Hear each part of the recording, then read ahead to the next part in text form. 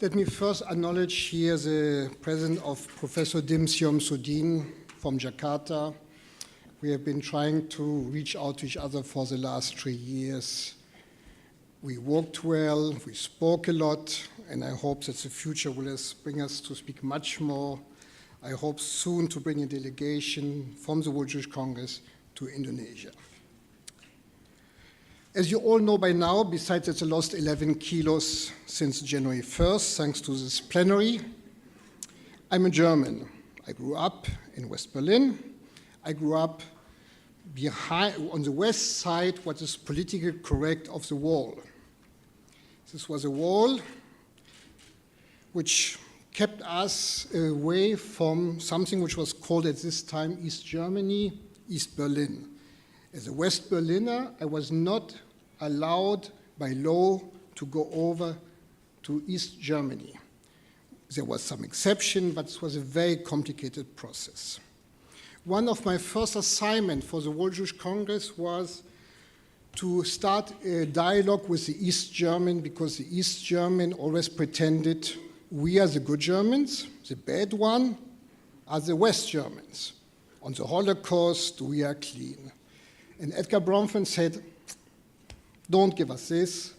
We want a recognition of the history of entire Germany, including East Germany, and East Germany had to stay behind the history and recognize what happened. So I started talking to the East Germans. I did many, many trips to East Berlin.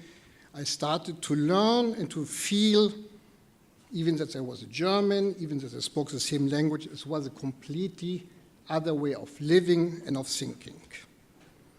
As you all may recall, in 1989, East German tourists went to Hungary on holidays. This was easier for them, even that they needed a visa to get from East Germany to Hungary was possible, and many Germans came. What happened in 1989? The East Germans decided we don't leave this country, and more East Germans showed up. And then what happened? They went all to the border, and everybody became nervous. What followed that, there was tension, there was big tension. The Hungarians did not know what to do. The communication between Hungary and what was called at this time the Soviet Union tried to develop, did not know. There was one person who had the guts, who had courage, who had guts, who was unknown, who decided he has to change it.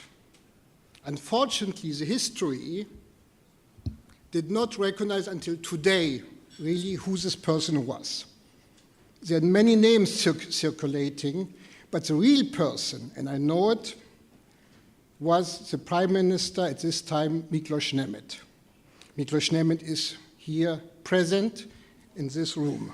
I would like to welcome Miklós.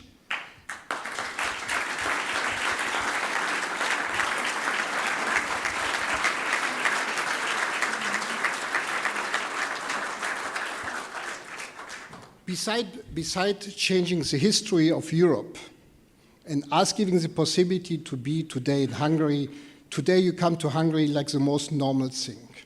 But I must tell you, for people who never came, to travel to what was Hungary, you needed visas, you needed entry permits, you needed to declare every penny you're bringing in. You needed to declare if you have a camera to come in. And thanks to Miklós Nemeth, that we are in what is Europe today, and I hope that one day the book and the historians will recognize it was him. But it's not all what he did, and this is why he's sitting here today. Besides being a friend of World Jewish Congress, being a friend of the Jews, being a friend of the late Leslie Keller, he did something which is, even for us as Jews, more amazing. This was a time when the Jews wanted to leave the former Soviet Union. And the negotiation went on, and somehow we got to the stage where the Jews of the former Soviet Union could leave Russia or Moscow or Leningrad, which is called today St. Petersburg. There was a way, there was still the negotiation, how do we get them out physically from Moscow to Israel? Now, what happened? The same Prime Minister, Miklós Nemeth, at some meeting or at some standing, spoke to Gorbachev, who was a translator behind him, asked Gorbachev, what do we do? Can I get them out via my country, Hungary, via my airport, Budapest? I don't know if the translator was right, if Gorbachev understood, but somehow Miklós Nemeth, sitting here, thought Gorbachev said, okay, do it. Miklós Nemeth came back to Budapest, instructed the airport to let the Jews into their plane, take off the planes, land them in Budapest, and from Budapest go to Israel. What happened then? The first plane left Moscow in Malev, wanted to land in Budapest, but it didn't work because still under a time where everything was difficult, everybody got cold feet here. Miklós Nemeth at 3 o'clock in the morning heard it, went out to the airport and instructed by firing the head of Malev to let the Jews on the plane, to come to Budapest, and from here to go to Israel. Again, this is something which history did not recognize enough, and for this we took the liberty of awarding Miklós Nemeth with the Nahum Goldmann Award, the highest award which the World Jewish Congress can give for servicing the Jewish people. Thank you very much, Miklos.